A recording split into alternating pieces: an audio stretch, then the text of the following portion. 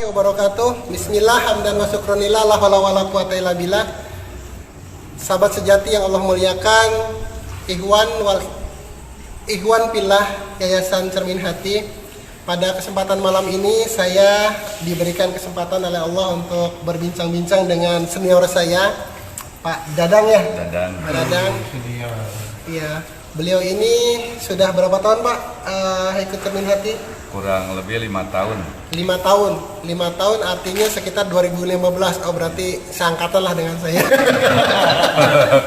Seangkatan.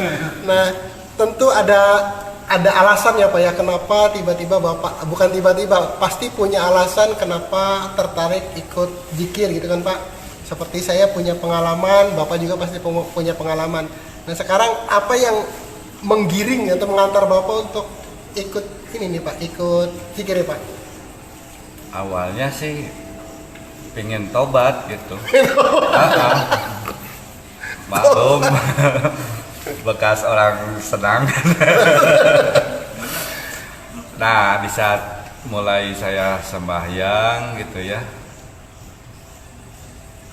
saya mulai membaca kitab-kitab tasawuf, beberapa kitab gitu ya. Itu ditemui bahwa dalam Islam itu melakukan tobat itu harus ada talqin dari seorang guru mursyid, ya ahli zikir, ahli ruh gitu ya. Nah kemudian setelah baca-baca dari buku tersebut ketemu bahwa wajib dan saya melaksanakan zikir itu tanpa guru kurang lebih selama 4 tahun. Ya alhamdulillah nggak ada apa-apa gitulah. Sekarang aman-aman aja. menarik. Jadi 4 tahun berzikir tanpa guru. Iya. Sekarang berzikir dengan guru. Apa bedanya Pak ketika zikir dengan guru sebelum ditalkin, kemudian apa yang Bapak rasakan setelah ditalkin oleh guru mursyid?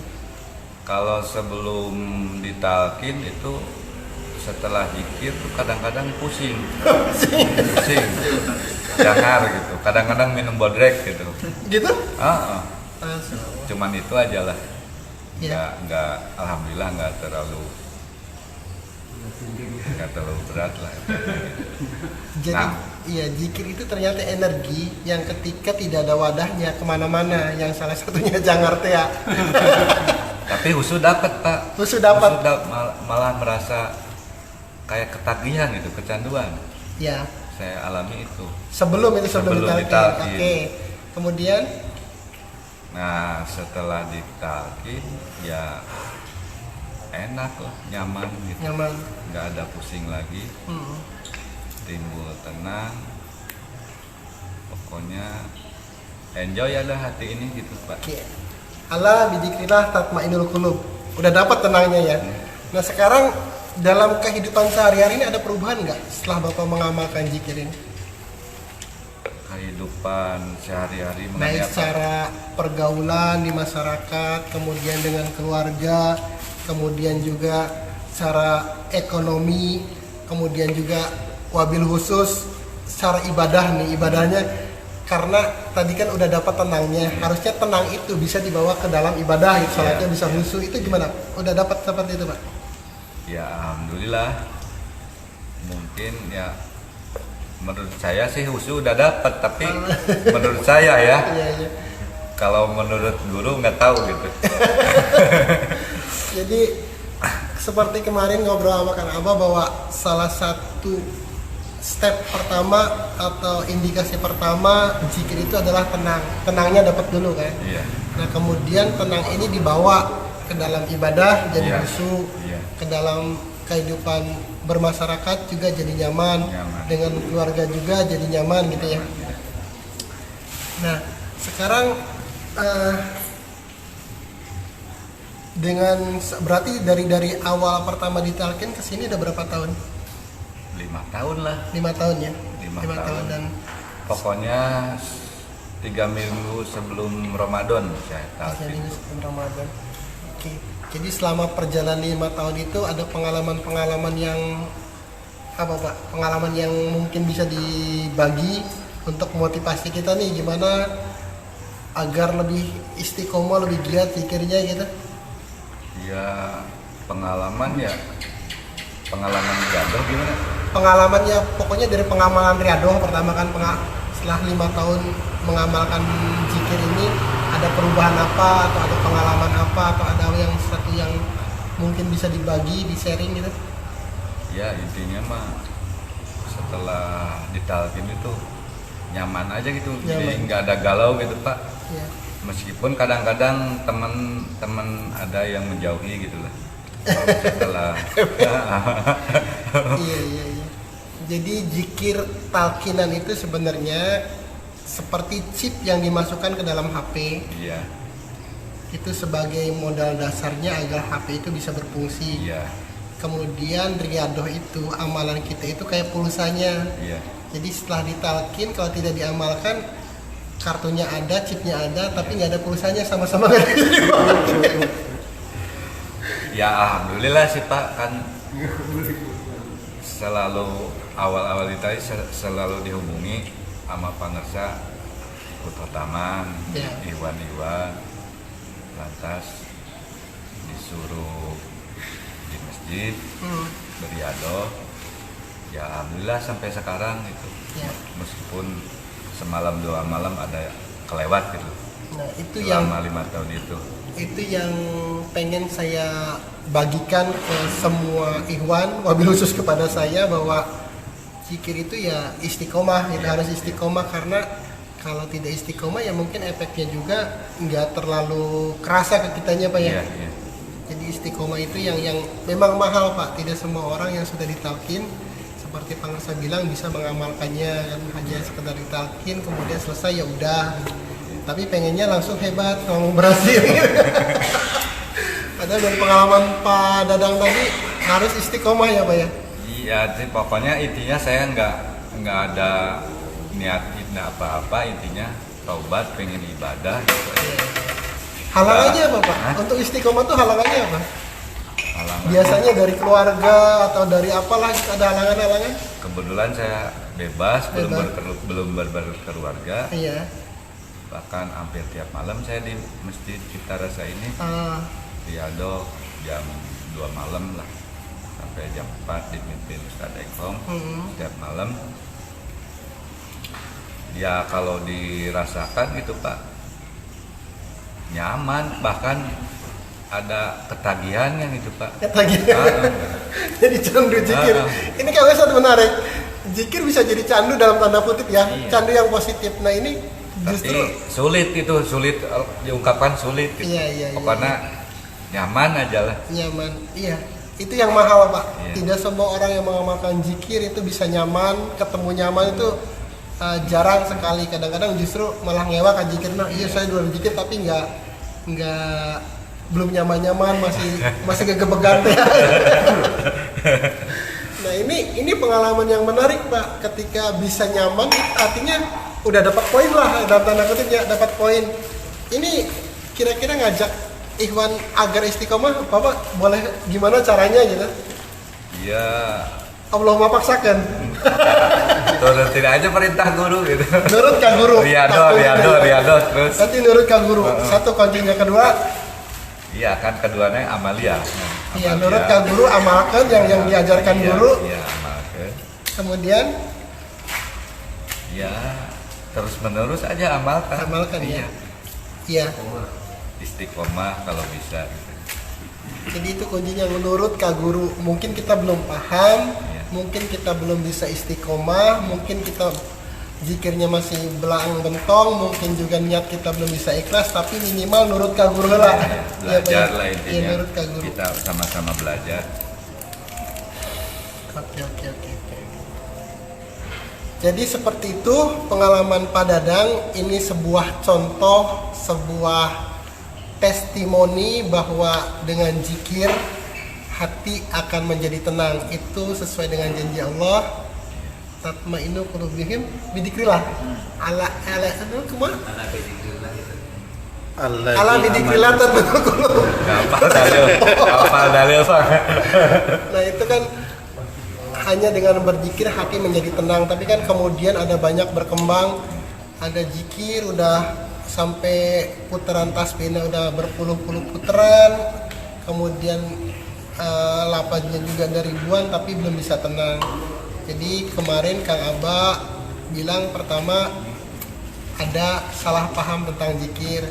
Jadi zikirnya seolah-olah cuma lapad doang, jumlah hitungan ya Pak. Kemudian juga niatnya teh loba teuing, berat teuing, cenah kan banyak zikirna teh hayang naik pangkat ya kan. Iya, niatnya naik ibadah aja, pangkat, jangan ada muatan. hayang dapat proyek gitu. Nah, ketika zikir itu dibebani dengan keinginan-keinginan seperti itu, bukan salah, tapi akan membebani kita untuk bisa zikir dengan istiqomah tehnya. Kemudian yaitu apa?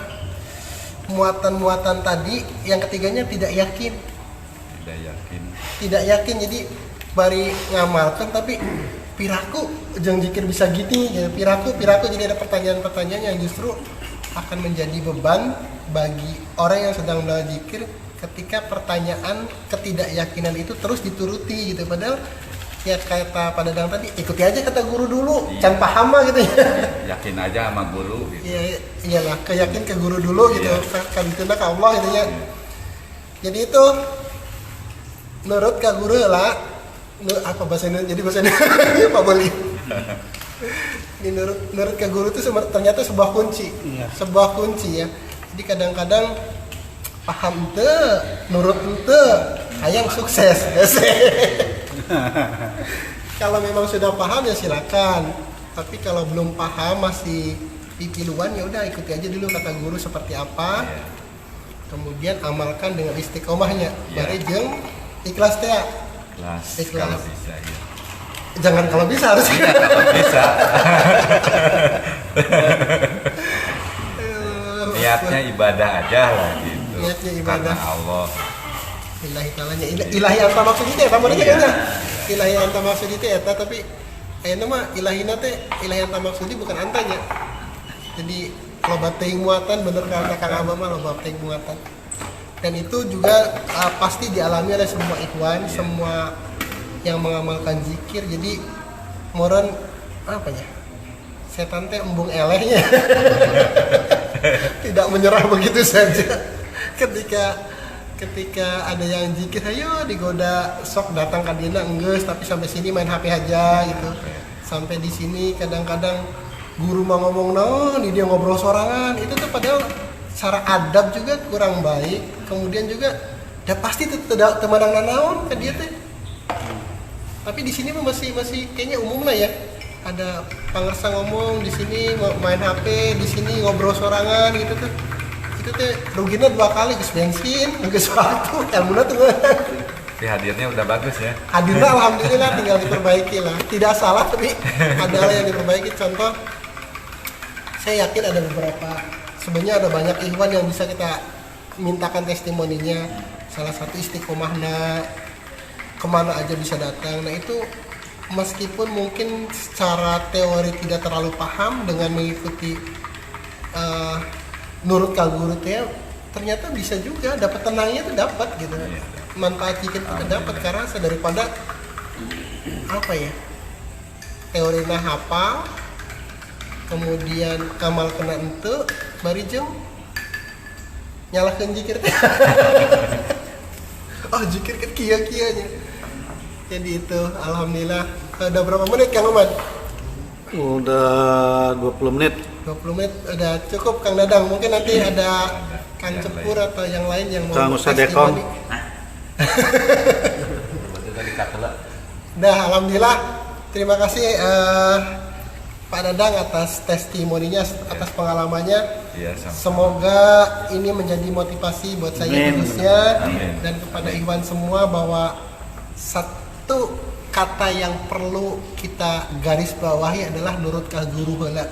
Nurut ka guru. Luar biasa. Kemudian dari situ Allahumma paksakan untuk bisa istiqomah. Insya Allah kalau udah terlatih dah memang prosesnya seperti itu. Nah budak mau orang anak mau jalan harus karondang dulu, harus merangkak dulu, nggak bisa langsung jalan. Tapi dengan terus berlatih, terus dimotivasi, insya Allah akan jadi jalan. Ya gitu ya Kang Dadang.